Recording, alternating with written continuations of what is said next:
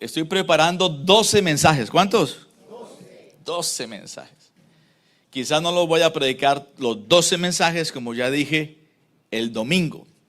Algunos quizás los voy a predicar un viernes, otros solamente en línea, pero todos los domingos voy a estar hasta que el Señor me indique que ya dejaré de predicar esta serie. La semana pasada estuvimos hablando del primer mensaje, el domingo pasado. No sé si algunos ya lo vieron por YouTube, ¿lo vieron? Si usted no pudo venir y lo vio, lo escuchó, ahí está subido y se llamó Cuando Dios toca la puerta de tu casa. Cuando Dios toca la puerta de tu casa. Y para eso estamos recordando el segundo libro de Samuel, capítulo 6, donde habla de la historia de este hombre llamado Obed-Edom. Y cómo en aquella historia nos cuenta la Biblia acerca de una celebración nacional. Y esa celebración nacional que debía ser una fiesta, una alegría, porque estaban trayendo el arca del pacto, el arca de Dios, que simbolizaba en el Antiguo Testamento la presencia de Dios. Literalmente estaban trayendo la presencia de Dios del lugar donde estaba la casa de un hombre llamado Abinadab. La estaban llevando a la ciudad de Jerusalén, donde Dios había pedido que debía estar. Y eso que debía ser celebración, recordando que Dios es santo y que debemos acercarnos a Él conforme a su voluntad, terminó convirtiéndose en un funeral.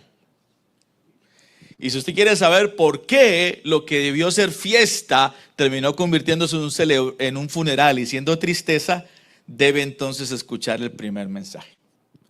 Y en ese escenario de ese funeral, la tristeza que ocasionó la muerte de un hombre llamado Usa, o Usá, porque en algunas versiones de la Biblia trae tilde, acento, en otras no. En ese escenario aparece un hombre casi desconocido llamado Obed-Edom, que no es el protagonista de la historia, no es el rey, porque el rey es David, no es un profeta, tampoco es un sacerdote reconocido, es simplemente un hombre cuya vida estaba ahí y estaba disponible para Dios, y entonces eso fue suficiente para cambiar la historia de su vida y de su familia, porque el arca terminó en la casa de él siendo guardada. Insisto, vea el primer mensaje o escúchelo. Hoy quiero hablarles el segundo sermón, una casa donde Dios se sintió bienvenido. Otra vez, una casa donde Dios se sintió bienvenido. Recordemos el texto, por favor, leámoslo. Segundo de Samuel 6, 1 al 11. ¿Está conmigo? Vamos a leerlo detenidamente.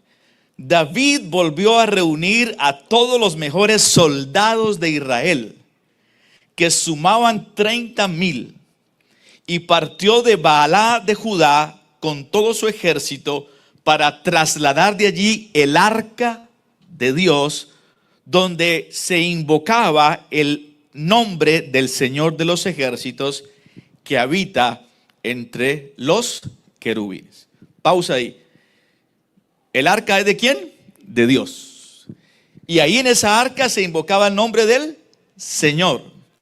En otras palabras, y ya lo mencioné, literalmente ese cofre o esa arca simbolizaba o representaba la presencia de Dios. Si usted quiere ver en qué consistía el arca, las medidas del arca, los materiales del arca, otra vez, spoiler, otra vez, veas el primer mensaje.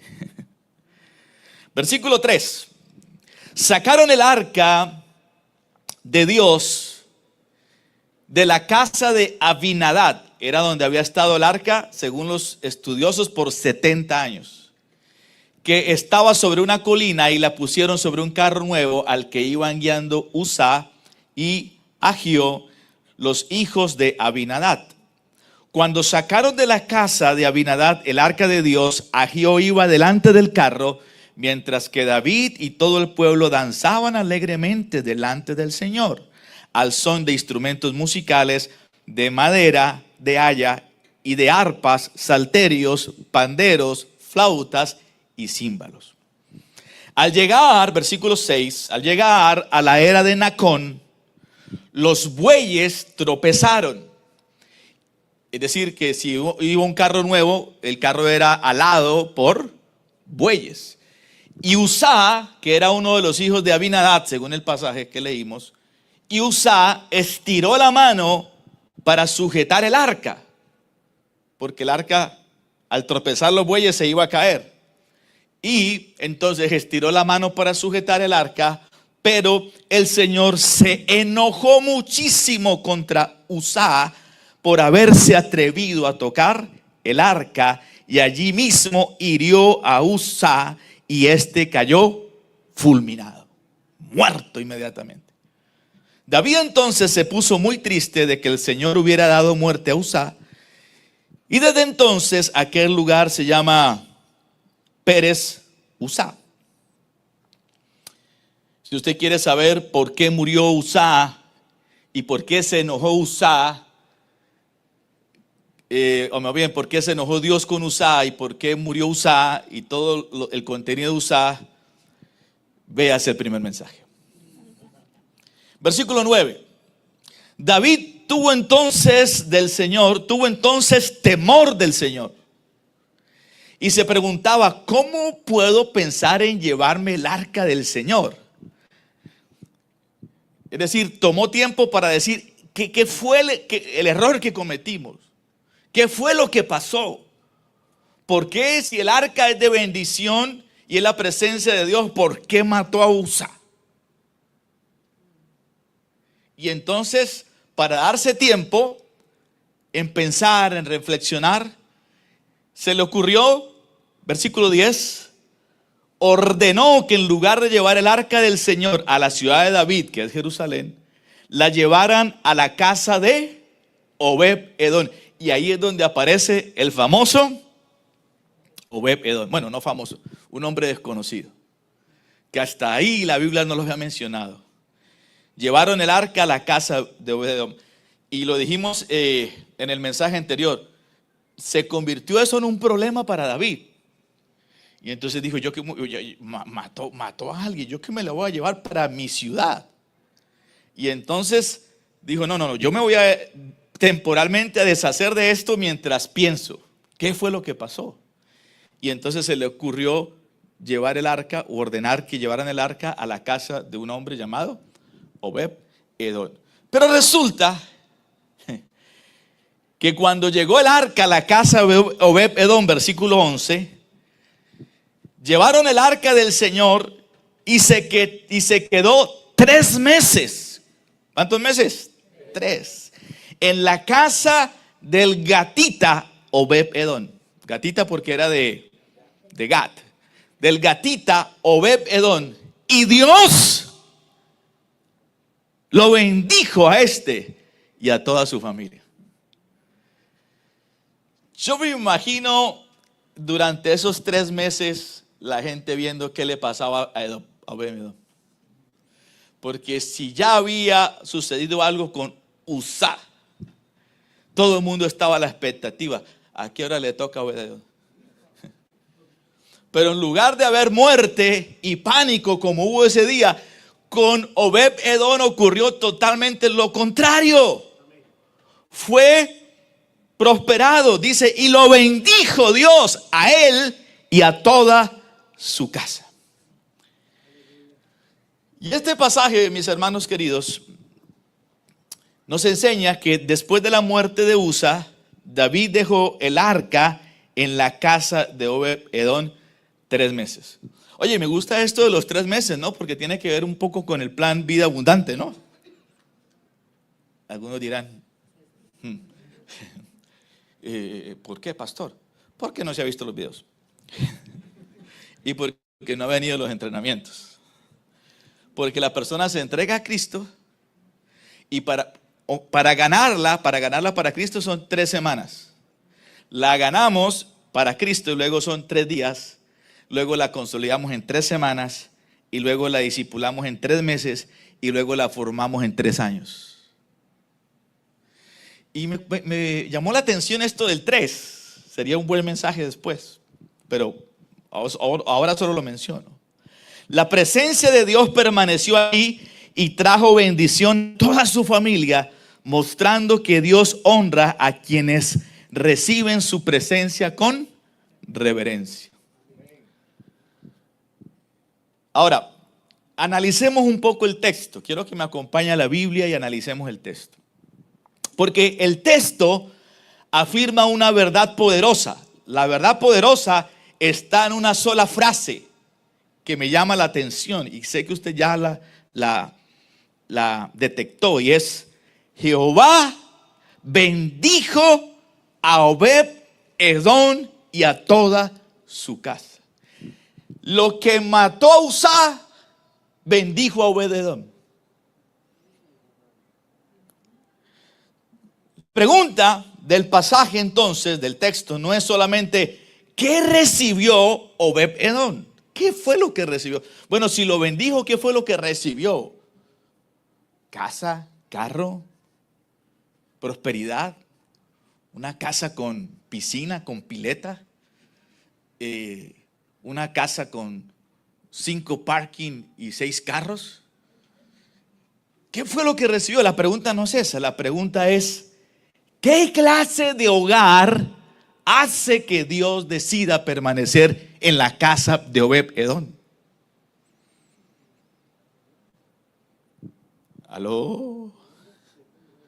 Porque hay una diferencia enorme entre recibir una visita y darle a alguien las llaves de la casa. Y me llama la atención la palabra: y permaneció el arca en la casa de Obed-Edom. La palabra permanecer. Porque una visita, ¿cuántos han tenido alguna visita en su casa? Una visita es un visitante. Una visita se adapta a tus horarios, pero el que vive en tu casa, un residente, cambia tus horarios.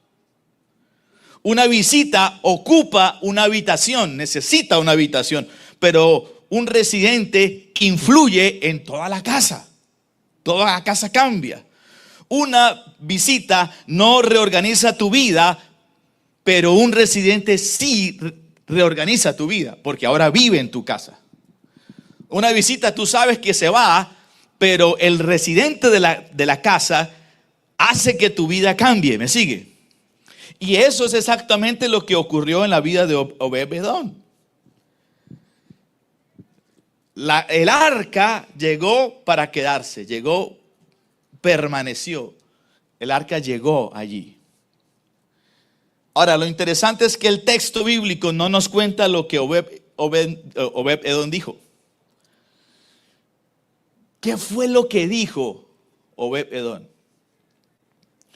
¿Qué fue lo que hizo Obed-Edom esos 3 meses para que el Señor lo prosperara?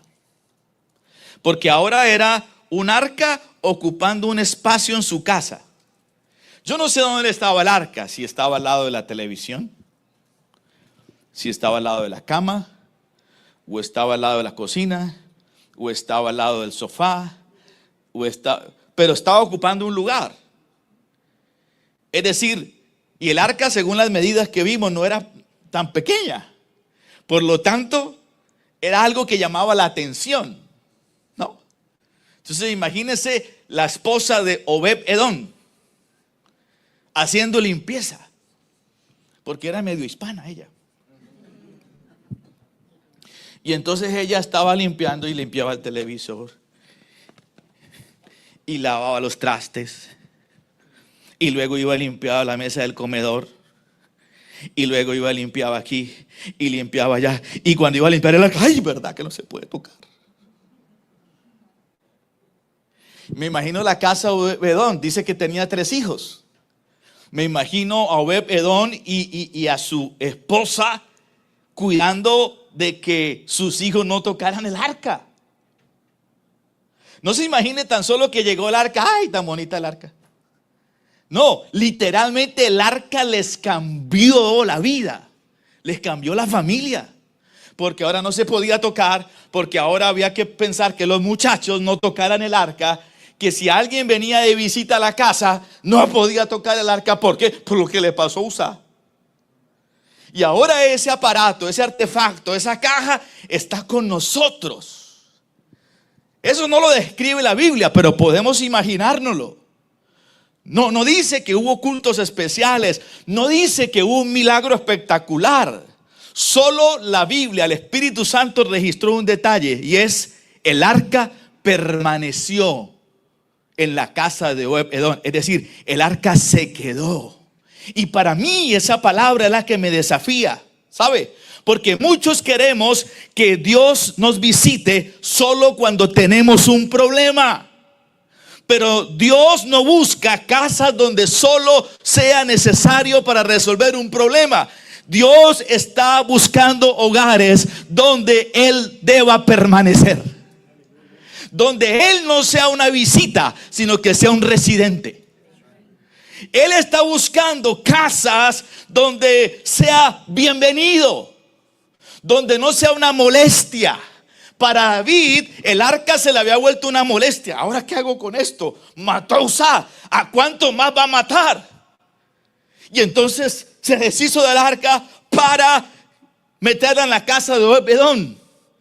Pero Obed-Edom sí la honró. Y es que cuando tú honras la presencia de Dios, hermano, lo que la presencia de Dios carga, es la presencia de Dios, carga salvación, carga sanidad, carga prosperidad. Y cuando tú honras a Dios, eso viene contigo. Y eso fue lo que le pasó a Obed-Edom. Y en esta mañana la pregunta es: ¿qué sucede cuando una casa se convierte en un lugar donde Dios se siente verdaderamente bienvenido? El énfasis de la palabra es verdaderamente. Porque muchos dicen: Señor, tú eres bienvenido en esta casa. Pero ¿cuánto verdaderamente le damos la bienvenida al Señor? Y en un solo versículo, el versículo 11, en este breve versículo, yo voy a predicarles, enseñarles de 3 evidencias. Diga conmigo, evidencias. 3 evidencias de un hogar donde Dios se siente bienvenido. Voy a hablarles de su presencia permanece, su presencia ocupa el centro del hogar y su presencia produce una bendición que alcanza a toda la familia. ¿Quiere que resolvamos las 3 evidencias? Número 1, hablemos de la primera evidencia. Cuando Dios es bienvenido en un hogar, su presencia permanece en él. Su presencia permanece en el hogar. Me llama la atención la expresión el arca permaneció, según la Nueva Traducción Viviente, o la Reina Valera dice el arca estuvo, o el arca llegó a la casa de Obed-Edom. El arca del Señor permaneció. Y esa palabra permaneció, para mí, es el centro del versículo. Porque permanecer significa que el arca no pasó por la casa de Obed-Edom, sino que se quedó. A veces la presencia de Dios pasa por la casa de alguno de ustedes, pero no se queda. La presencia de Dios pasa por la casa de algunos cristianos, resuelve un problema, porque para eso lo llamaron, pero no se queda. El arca no pasó por la casa, no fue un evento, fue una convivencia. Duró 3 meses, es decir, cada amanecer estaba allí. Cada vez que comían la veían, cada vez que conversaban la veían, cada vez que se acostaban la veían. En otras palabras, la presencia de Dios no podían ignorarla, porque verdaderamente estaba en medio del hogar. No podían ignorarla, estaba ahí. Y en la teología del Antiguo Testamento, ya lo dije, el arca representa el trono simbólico de Dios. ¿Qué es lo que representa? Wow, ese artefacto representaba el trono de Dios. De manera simbólica. No era un objeto mágico. Era el símbolo del pacto y de la presencia divina. La permanencia del arca recordaba diariamente que Dios estaba en el centro de aquella casa. Cada vez que la veían, recordaban que Dios estaba ahí. Es decir, que mientras ellos comían, cuando comían, miraban así por el rabito del ojo y Dios estaba ahí. Cuando se levantaban a tomar un baño, ¡ay, Dios está ahí! Cuando iban a hablar pláticas entre ellos, de esas pláticas, de esas, y empezaban a hablarlas, mija, ¿qué? Ahí está Dios, ahí está Dios. Espere que se vaya.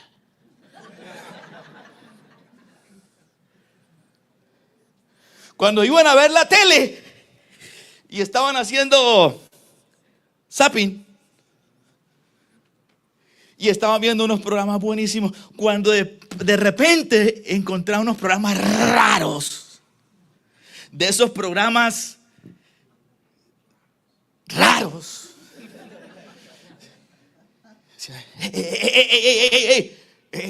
cambiase canal, porque Abinadab era medio salvadoreño. Cambiase canal. Mejor obededón. Amigo, aquí está. Cuidado que ahí está Dios. Toda su vida estaba en el centro de esa arca. ¿Alguien me está entendiendo? Pues tú no tienes el arca, querido. Tú tienes el Espíritu Santo. Que te está viendo lo que scrolleas, haces scrolling. Está viendo lo que haces zapping. Está viendo escuchando tus pláticas. Que conoce hasta tus pensamientos. Y que deberíamos decirle, mente. Párale ahí. ¿Por qué? Porque ahí está Dios. Porque si todo era porque estaba un cofre, ¿cuánto más si está el Espíritu Santo con nosotros? ¿Cuánto más si está la presencia de Dios? Entonces, después del temor provocado por la muerte de Usa, nadie había considerado un privilegio de recibir el arca. Mire, usted ve que hay un acontecimiento, que van a llevar una caja a la ciudad de David, y de repente entonces mata a alguien y preguntan, ¿hay algún voluntario para llevar el arca a su casa? ¿Cuántos levantan la mano? Amén, pastor, échemela a mí. Yo estoy seguro que, pastor, usted puede ser mi pastor, pero yo tengo esposo y esposa e hijos, y yo no le voy a recibir eso. Sin embargo, aquellos muchos que miraban con miedo, Obed-Edom la recibió con reverencia y dijo, ¿saben qué? Yo sí no le voy a faltar el respeto. Porque David, siendo el rey, le había faltado el respeto. La movió no de la forma que tenía que moverla. Y entonces él dijo, voy a tener que hacer cambios en mi vida. Voy a tener que hacer cambios en mi matrimonio. Voy a tener que hacer cambios en mi casa. Pero yo la voy a recibir. No me venga a decir, pastor, porque el rey lo ordenó. No, él pudo haber dicho que no. Pues si me va a matar la caja, que me mate el rey. Pero él dijo, yo la voy a recibir con honra. Y cuando tú honras a Dios, pues Dios te va a honrar a ti. Y por eso sucedió en la casa de Obed-Edom algo diferente de lo que había sucedido antes. ¿Alguien está entendiendo eso? Dígame. Entonces la palabra clave permaneció. La presencia de Dios no estaba diseñada para ser un momento especial de un culto. Su propósito siempre ha sido habitar con su pueblo. Qué lindo eso. Dios siempre ha anhelado a visitar y habitar y vivir con su pueblo. Y aquí aprendo tres cosas rápidamente, tres principios rápidamente que aprendo. Número uno, la presencia de Dios no fue un acontecimiento pasajero, sino una convivencia diaria. Es decir, no era un servicio del domingo ni del viernes, sino que ellos entendían que toda su vida giraba en torno a la presencia de Dios. Dios no busca, segundo principio, Dios no busca visitas ocasionales. Dios desea habitar continuamente con su pueblo. ¿Sabe que tú y yo fuimos diseñados por Dios para ser habitación de Dios, para ser el templo de Dios, para ser la casa de Dios? La presencia de Dios nunca fue diseñada para ser un evento del domingo. Fue diseñada para que tú y yo, a donde vayamos, la presencia del Señor vaya con nosotros.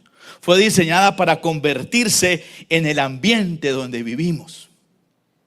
Y el tercer principio que aprendo es que un hogar donde Cristo permanece comienza a reorganizar toda su vida alrededor de su presencia.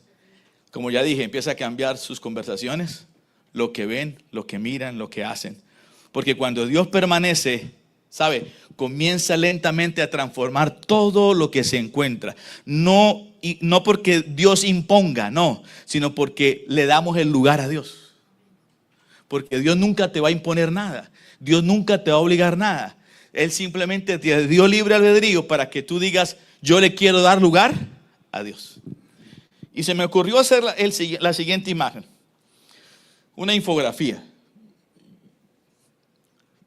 ¿Qué? Porque la pregunta es, ¿qué hace un hogar donde Cristo permanece? Ese hogar donde Cristo permanece reorganiza toda su vida alrededor de la presencia de Dios. Alrededor de su presencia. ¿Cómo yo sé que Cristo es el centro de mi hogar? Pastor, porque yo lo digo. No, tú lo puedes decir, pero no ser cierto. ¿Cómo tú sabes? Número uno, su presencia es prioridad. ¿Su presencia es qué? Prioridad. Su presencia es prioridad. Entonces, Él ya no es parte de nuestra vida, ahora es el centro. Ya no es una cosa más, ahora es el centro.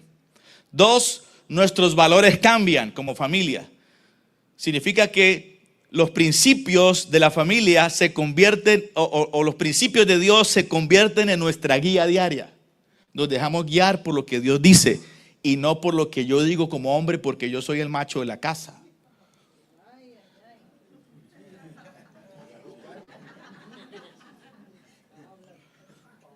O porque es que mi abuela me enseñó que así se llevaba un matrimonio. Tu abuela te enseñó, pero ahora la Biblia está por encima de tu abuela.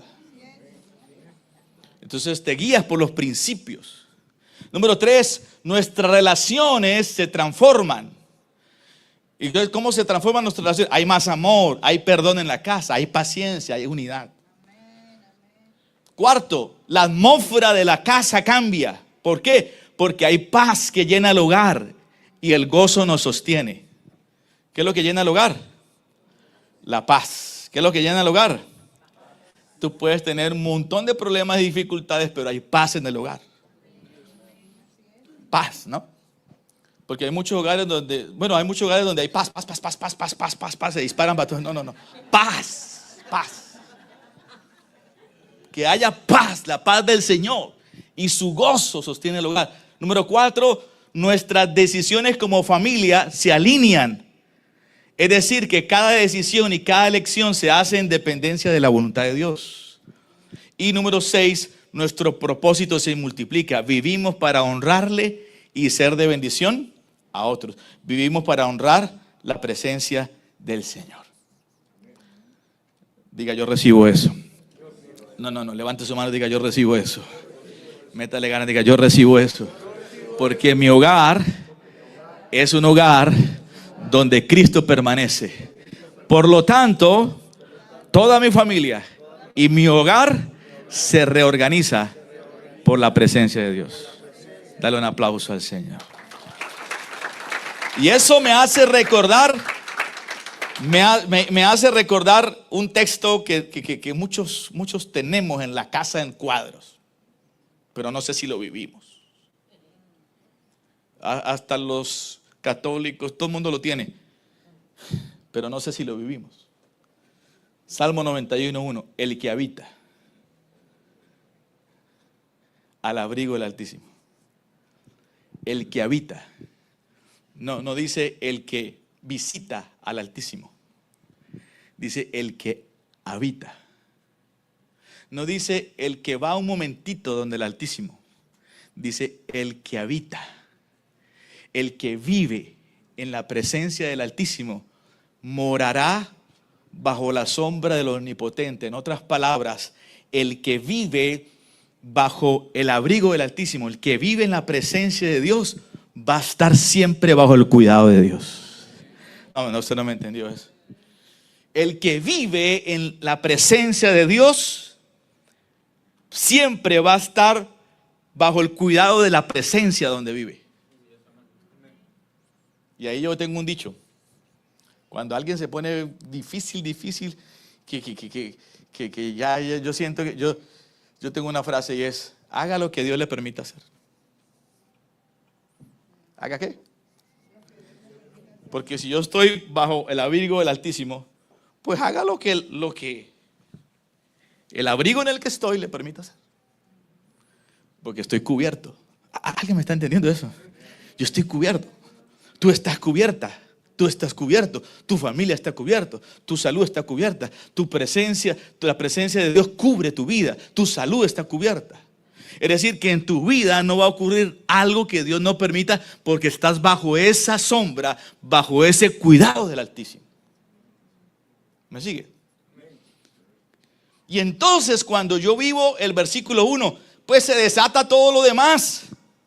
Se desata todo el Salmo 91. Creo que estoy en este. Gracias.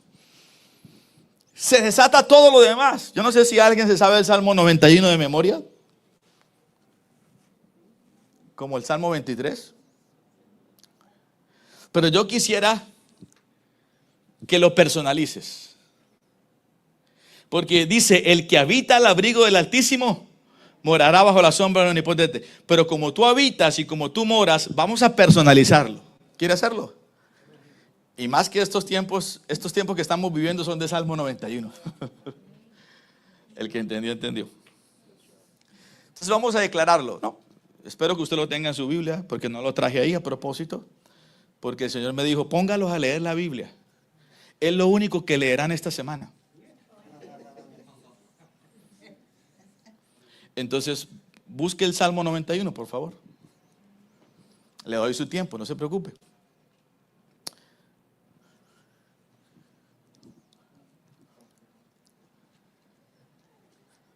Ahí en su celular o en el libro.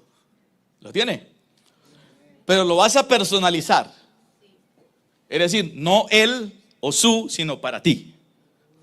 ¿Por qué? Porque como tú cumples el versículo 1, diga conmigo: yo cumplo el versículo 1. Uy, hermano, me preocupa.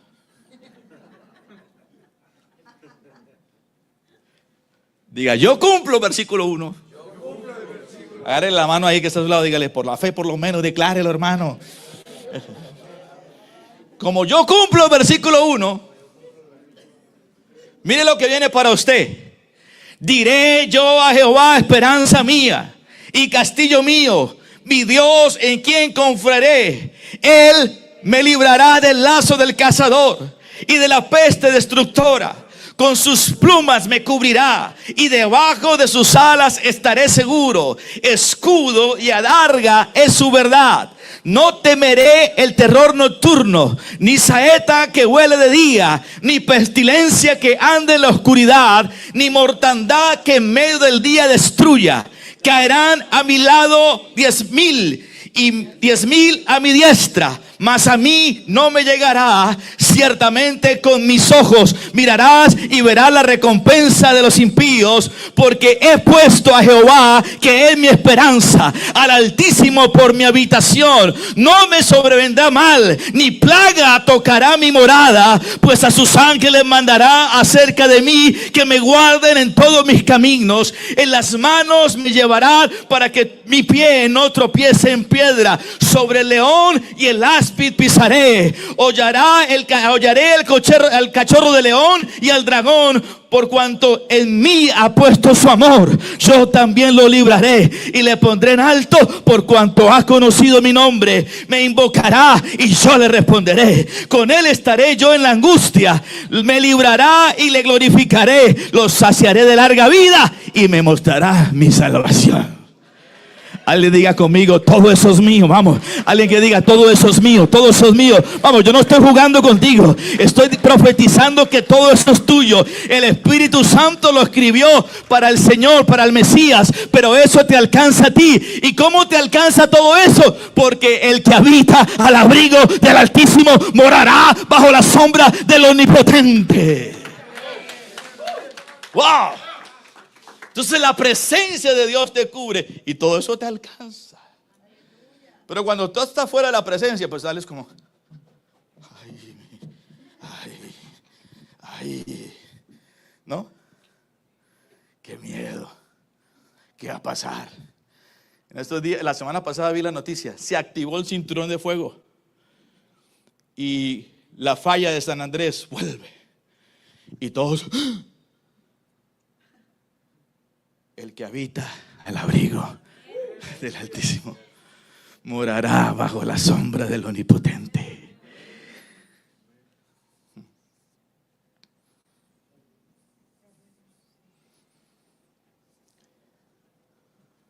Dos, cuando Dios ocupa el centro del hogar,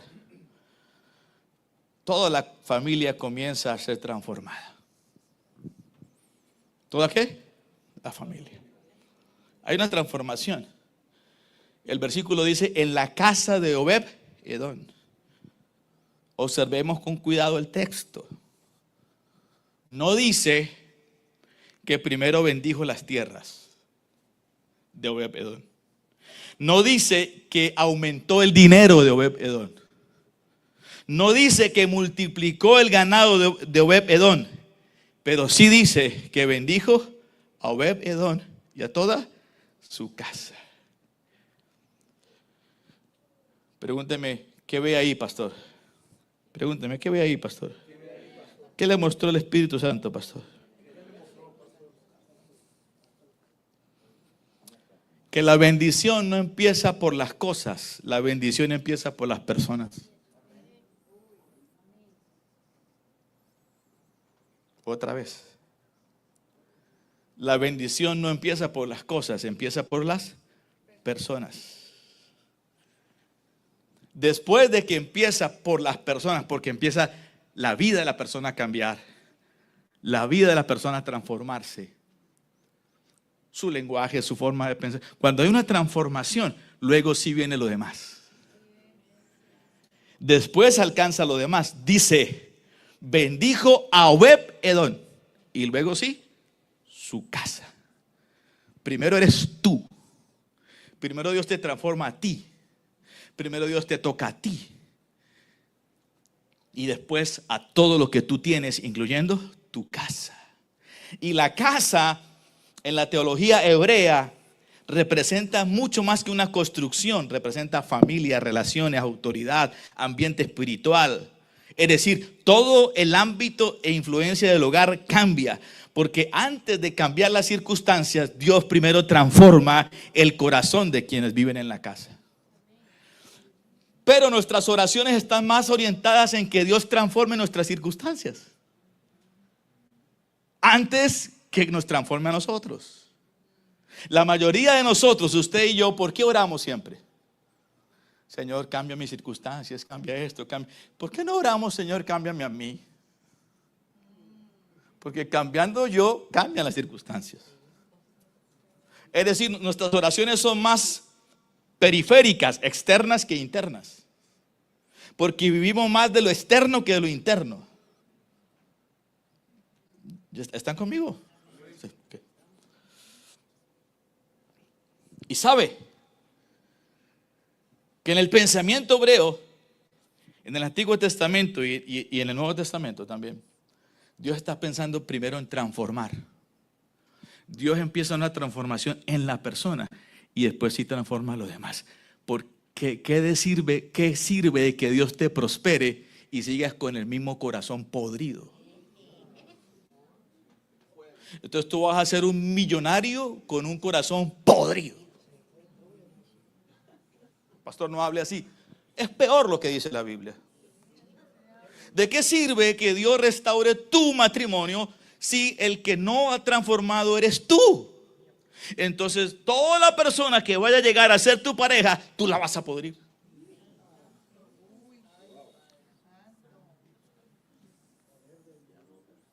Porque primero eres tú. La casa de Obed-Edom primero bendijo a Obed-Edom y luego a su casa. Antes de ver un cambio en tu casa, primero tiene que haber un cambio en Obed-Edom. Pero a nosotros nos gusta, si ella cambia, yo cambio. Si me perdona, la perdono. Si me bendice, la bendigo. Si me ama, la amo. ¿Quién dijo que es así? La Biblia es totalmente diferente. Empieza tú. Gracias por su entusiasmo, ¿no? Empieza tú. Y cuando tú empiezas, lo demás empieza a transformar. Los que están contigo y también tu casa. Y aprendo 3 principios. Aquí solo los voy a leer por razones de tiempo. Lo primero que aprendo es que la presencia de Dios transforma primero las personas antes que las circunstancias. Dígame a eso. Número 2, Dios siempre trabaja desde el corazón hacia todo el ambiente del hogar. Primero comienza con tu corazón y después con todo lo que está en tu hogar. Número 3, cuando Cristo ocupa el centro de una familia, comienza a moldear una cultura espiritual para las siguientes generaciones. Mire cuán importante es el corazón, hasta en el mundo biológico. Si el corazón no bombea buena sangre a la cabeza, tú puedes tener el cerebro de los cerebros. Que Einstein te dice, wow.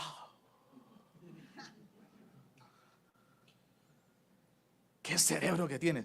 Pero si tu corazón no bombea la sangre correcta al cerebro, tu cerebro queda frito. Pero tengo un cerebrazo. ¿Y qué sirve? Entonces Dios empieza la transformación, iglesia querida, desde Él. Por eso nuestras oraciones no es, Señor, cambia mis circunstancias. Cámbiame a mí.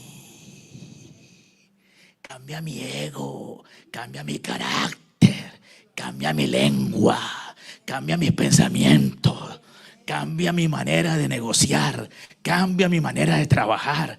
Cambia, métete en mi casa. Métete en mi vida. No quiero ser un cristiano nominal de domingo. Quiero que el Cristo se meta a mi casa. Y entonces entra el número 3 y voy aterrizando. Cuando Dios permanece en una casa, su bendición alcanza a toda la familia. Otra vez. Cuando Dios permanece en una casa, su bendición alcanza a toda la familia. Ya dije, el Señor bendijo a Obed-Edom. Primero Obed-Edom, ahora sí, y a toda su casa. La NTV dice, y a toda su familia. Y yo quiero que usted por un momento piense en esto, que aquí este versículo puede ser peligroso. Porque puede pensarse que la clave estuvo en la caja, en el arca. Como el que tiene el Cristo en el hogar. O la mata de sábila. O la cosa esa que le ponen a los caballos, ¿cómo se llama eso? La herradura. O como el que tiene el Salmo 91 y dice, ese cuadro me protege.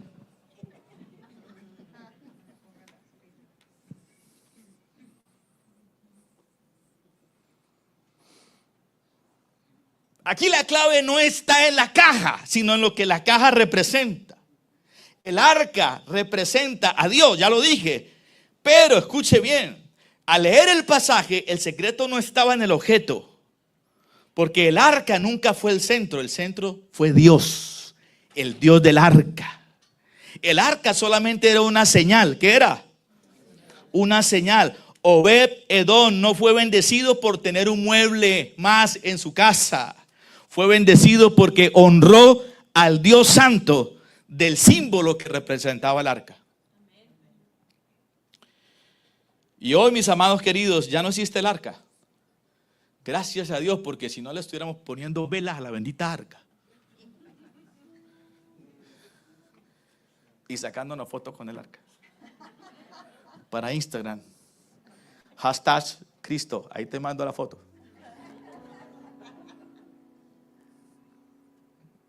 Sería una idolatría tremenda, ¿verdad? Hoy no está el arca. ¿Qué tenemos hoy entonces? La presencia del Espíritu Santo en aquellos que pertenecen a Cristo. Y sabe que el anhelo de Dios nunca fue habitar en un arca. Eso lo tuvo que hacer Dios porque el pueblo nunca entendió que Él quería habitar dentro de sus hijos. Y entonces tuvo que poner símbolos. ¿Por qué? Porque resulta que en el Antiguo Testamento primero fue el tabernáculo. ¿Cuántos recuerdan? Y el tabernáculo era una tienda en el desierto para que el pueblo entendiera que Dios estaba con ellos. Y luego fue el templo. Y Dios dejó construir el templo a Salomón. Pero le dijo: Salomón, ¿sabes qué? Muy bonito el templo, lleno de oro por todos lados, pero yo no habito en casa de manos de hombre. ¿Cómo así, Señor? Si tú me diste todo para construirlo. Sí, pero yo no habito en templo de casa de manos de hombre.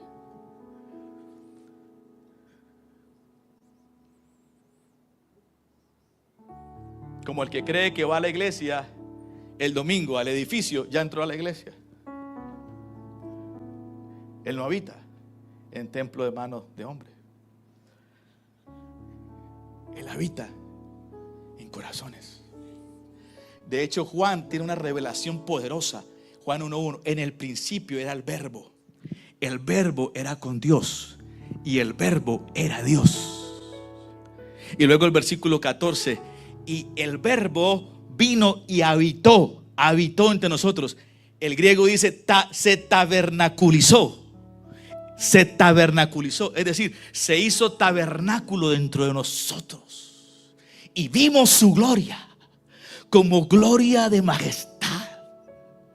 Y entonces ya no necesitamos la caja, ni el tabernáculo, ni el templo, ni los edificios. Ahora tú eres habitante de la presencia de Dios.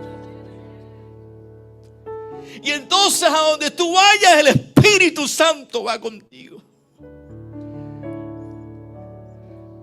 Cómo amamos las arcas, los tabernáculos y los templos, pero despreciamos al que tenemos dentro. Cuando tú tienes dentro el Espíritu Santo, tú tienes adentro la presencia de Dios, tú tienes adentro el Dios del universo. Pastor, explíqueme cómo es eso. Si el universo, dicen los físicos y los astronautas y los astrofísicos, que el universo es infinito, pues no, al final de ese universo está Dios. Y cómo ese Dios tan grande puede caber dentro de mí. Yo quisiera poder tener las palabras para explicarlo, pero la Biblia dice literalmente que Él habita dentro de ti, que la presencia del Espíritu Santo habita dentro de mí, y que a donde yo vaya, la gloria de Dios va conmigo. A donde yo vaya, en la presencia de Dios camina conmigo. Y entonces yo puedo ir a trabajar, y mientras esté limpiando, no es que Él está conmigo, Él está dentro de mí. A donde yo vaya, a donde yo viaje, me suba a un avión, vaya en barco, camine donde camine, yo soy portador de la gloria de Dios, soy portador de la presencia de Dios. Ya no es el arca en un lugar, ahora el arca está dentro de mí y vivo para Él, y Él es todo para mí, y mi vida es transformada y cambiada, porque ahora no puedo ir a un lugar donde Él no vaya conmigo. ¿A dónde huiré de tu presencia?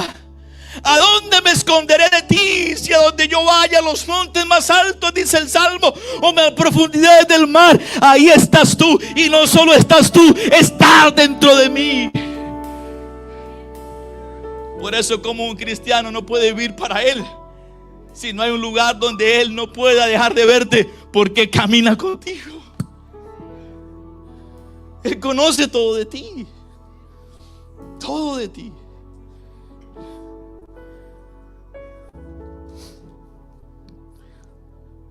La mayor bendición no fue el arca, sino el Dios del arca. La bendición divina alcanza todas las áreas del hogar cuando Dios ocupa el primer lugar. La presencia de Dios siempre deja evidencia visible en quienes viven bajo su señorío. Dios me dio una idea, no sé cuánto.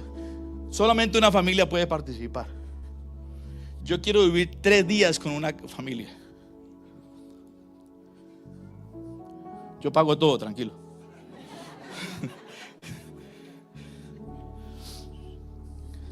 Mi esposa y yo. Y Franklin, si quiere.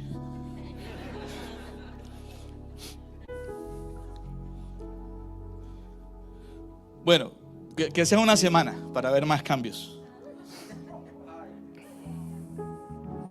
¿Me deja vivir una semana con usted?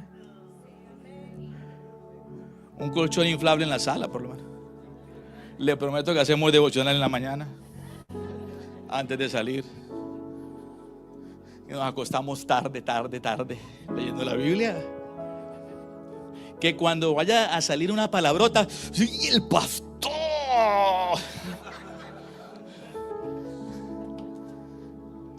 Que cuando vaya a ponerle el reggaetón, dice, ¡ay, el pastor está ahí! Páguelo. ¿Me deja vivir una semana con usted? Yo pago todo. Pero una sola familia es la afortunada. Levanten la mano. Bueno, Luis, se lo ganó Luis. Para que no diga que hay rosca aquí, sino, tome, viva conmigo. Póngale vela si quiere. Ya, una semana y su casa cambia. Si no cambia su casa, ¿sabes qué es justo? ¿Es justo lo que estoy haciendo con él? ¿Es justo o no es justo? Yo le dije que yo iba a vivir, no que mi foto iba a vivir. ¿Es justo lo que estoy haciendo con él? ¿Es justo o no es justo? No. Pues muchos de ustedes tienen la foto de Dios, pero no lo tienen a Él.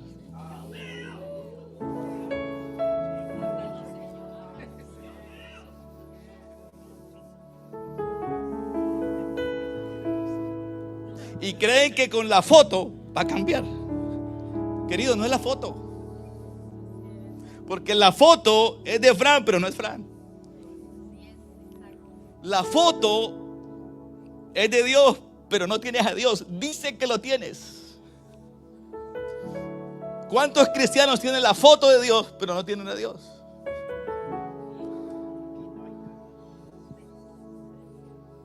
Por eso es que no cambia nada, porque la foto no cambia. Cambia cuando tú tienes al Dios de la foto. Porque la foto no es Fran. Si tú vas a decir una mala palabra,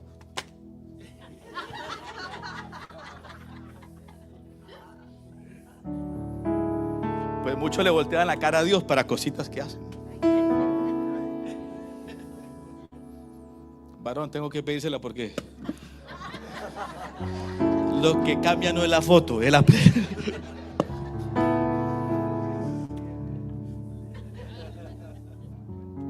Conclusión. La conclusión es muy clara. La bendición no comenzó cuando Dios le dio más. Comenzó cuando Dios ocupó el primer lugar en su casa. Y yo no sé si alguien quiere que Dios ocupe el primer lugar en su casa. No sé si alguien no quiere solo la foto, sino la presencia de Dios. No dice que la tiene, sino que verdaderamente la tiene. Si tú eres de eso, colócate de pie, por favor.